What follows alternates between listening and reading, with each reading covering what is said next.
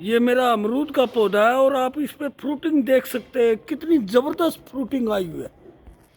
और ये हर डाल पर इतनी ज़बरदस्त फ्रूटिंग है, किसी भी डाल को देख लीजिए, हर डाल पर इतनी ज़बरदस्त फ्रूटिंग हो रही है। और इस पेड़ पर जितने पत्ते हैं लगभग उतने ही अमरूद लगे हुए हैं। अभी फ्लावरिंग हुई है और अभी फ्लावरिंग से फ्रूट में ये कन्वर्ट हो गए, लगभग सभी कन्वर्ट हो गए। देखिए ये कुछ बड़े साइज के हैं, कुछ छोटे साइज के हैं, सब ये कन्वर्ट हो गए। इसका क्या राज है आज मैं आपके सामने शेयर करता हूँ। नमस्कार, खत्री गार्डन में आपका स्वागत है। दोस्तों, अमरूद का पौधा हम अक्सर नर्सरी से लेकर आते हैं। अमरूद का पौधा अक्सर नर्सरी से लेकर आते हैं और इस इच्छा से लाते हैं कि हम अपने घर में लगाएंगे, अपने टेरेस गार्डन पे या गमले में लगाएंगे या घर पर लगाएंगे और हम अमरूद खाएंगे। लेकिन क्या होता है कि अमरूद के पौधे में जब भी फ्लावरिंग आती है, हम अमरूद का पौधा अक्सर नर्सरी से लेकर आते हैं और इस उम्मीद से लाते हैं कि हम अपने टेरेस गार्डन में, गमले के अंदर या ज़मीन के अंदर अपने अमरूद लगाएंगे और बहुत अच्छे अमरूद होंगे। लेकिन क्या होता है कि अमरूद का पौधा नॉर्मली या जो भी पौधे होते हैं ये सूख जाता है। और यदि अमरूद का पौधा बड़ा भी हो जाए, हम अच्छी केयर कर लेंगे, उसके बाद भी क्या होगा कि अमरूद के पौधे में फ्रूटिंग में बड़ी दिक्कत आती है। फल नहीं बनते हैं और मतलब फ्रूट नहीं आती है, फ्लावर नहीं आते हैं, फ्लावर आते हैं फ्रूट में कन्वर्ट नहीं होते हैं। बहुत सारी उसमें मैंने देखा है, मेरे सब्सक्राइबर बोलते हैं हमारे फूल तो बहुत आते हैं लेकिन वो फल में कन्वर्ट नहीं होते। उसका क्या रीज़न है, आज हम फ्रूट कन्वर्ट होने के बारे में बात कर लेते हैं। कि जो हमारा फूल आया फ्लावर को फ्रूट में कन्वर्ट होने के क्या क्या दिक्कत आती है। एक्चुअली सबसे पहले क्या होता है कि हमारा फल आता है, मतलब ये फ्लावर आएगा, इसका फ्लावर सफ़ेद कलर का होता है और फ्लावर आएगा। फ्लावर यदि पोलिनेट नहीं होगा तो वो फल में कन्वर्ट नहीं होगा। उसके लिए पोलिनेटिंग एजेंट होना, जैसे मधुमक्खियाँ, तितलियाँ, ये सब होना हमारे गार्डन में बहुत ज़रूरी है, हमारे टेरेस गार्डन में। क्योंकि ये पोलिनेट करने के लिए, हमारे फलों को इसमें पोलिनेट करने के लिए बहुत ही एक एसेंशियल पार्ट अदा करता है।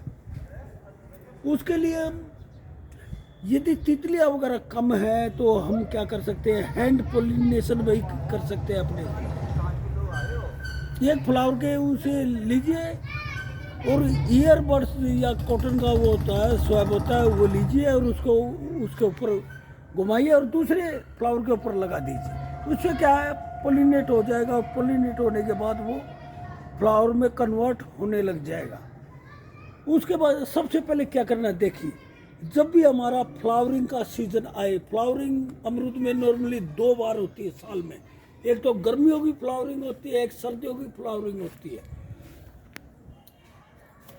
जब भी फ्लावरिंग का हमारा सीजन आता है, गर्मियों की फ्लावरिंग आएगी या सर्दियों की जब भी फ्लावरिंग आए, उस वक्त पौधे में पानी देना लगभग बंद कर दीजिए। एक तरह से उसको सूखा टाइप रखिए, मतलब और वाटरिंग मत कीजिए, बिल्कुल भी मत कीजिए।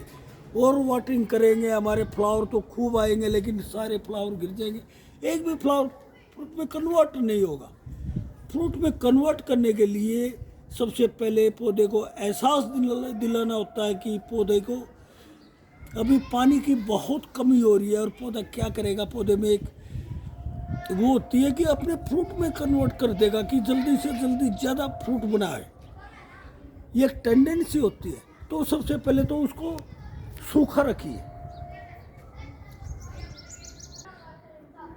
यदि हम सूखा रखेंगे तो हमारे फूल फ्लावर में कन्वर्ट हो गए। उसके बाद जब ये कन्वर्ट हो जाए, जैसे लगभग इस साइज के आ जाए, देख ला ये हमारी गोली है जो खेलने वाली गोली होती है, इस साइज के आ जाए, उसके बाद इसमें पानी दे दीजिए। और वाटरिंग कभी भी मत कीजिए, उसमें पानी दे दीजिए। मैं पानी देने के लिए बोल रहा हूँ, इसमें पानी दे दीजिए। उसके बाद हमको कुछ फर्टिलाइज़र का ध्यान देना है।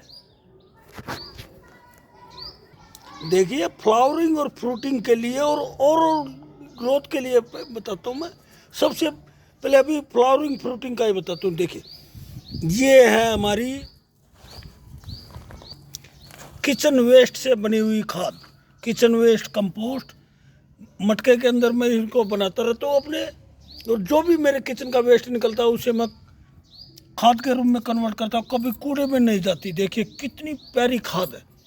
और सबसे बेस्ट किचन वेस्ट कंपोस्ट पौधों के लिए ठंडी खाद होती है, ये गर्म खाद बिल्कुल नहीं होती। गोबर की खाद या वर्मी कंपोस्ट पौधों के लिए गर्म होती है, और गर्मी में ये हमारे पौधों के लिए नुकसानदायक भी हो सकती है यदि हम ज़्यादा मात्रा में डालें तो। लेकिन किचन वेस्ट कंपोस्ट हमारी ठंडी खाद होती है। ये हमारी पत्तों की खाद, लीफ मोल्ड या लीफ कंपोस्ट, ये बहुत ही ठंडी खाद है। इसको हम गर्मियों में प्रयोग करेंगे अपने पौधों में, हमारे पौधों को ऑल एसेंशियल एलिमेंट्स मिल जाएंगे। जो जो इसको बढ़ोतरी के लिए एलिमेंट्स चाहिए सब इसके अंदर मौजूद होते हैं। फ्लावरिंग और फ्रूटिंग के लिए सबसे मेन और इम्पोर्टेंट एसेंशियल खाद देखिए, ये चाय पत्ती है। यूज की हुई चाय पत्ती है। सभी पहचान को कि चाय पत्ती हमारे पौधों के लिए बहुत ही लाभदायक है। इसमें भरपूर मात्रा में पोटासियम होता है, और पोटासियम ही हमारे पौधों के फ्रूटिंग और फ्लावरिंग के लिए, हमारी हर उसके लिए, सब्जियों के लिए और उसके लिए फ्लावरिंग फ्रूटिंग के लिए रिस्पॉन्सिबल होता है। इसलिए चाय पत्ती को हम जो घरों में प्रयोग करते हैं, चाय पत्ती को सुखा लीजिए। सबसे पहले तो उसको अच्छी तरह सुखा लीजिए धूप में, 2-3 दिन इसको सुखा लीजिए। गीली चाय पत्ती हमेशा फंगस ले आएगी, लेकिन यदि चाय पत्ती को सुखा कर हम प्रयोग करेंगे तो ये हमारे पौधों के लिए रामबाण होगी। चाय पत्ती हम अपने पौधों में दे सकते हैं, खाद की जगह इसको दे सकते हैं, और आने वो ये बहुत ही तगड़ा फर्टिलाइज़र है।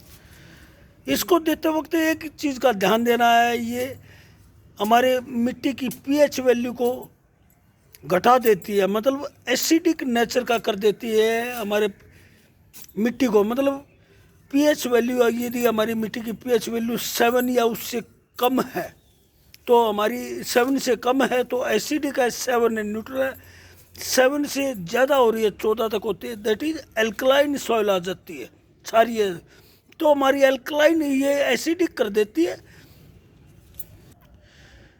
इसलिए चाय पत्ती जब भी देते हैं हम, थोड़ा बहुत हम यदि चूना दे देते हैं हमारे ज़मीन में, मिट्टी के अंदर, तो ये उसको न्यूट्रल कर देता है। जो एसिडिक ये करता है तो चूना उसको न्यूट्रल कर देता है।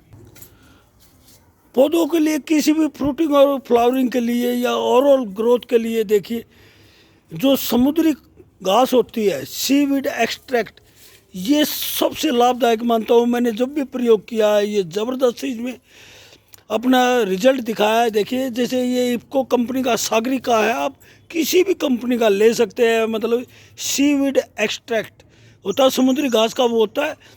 इसमें क्या है, हर माइक्रो न्यूट्रिएंट्स होते हैं।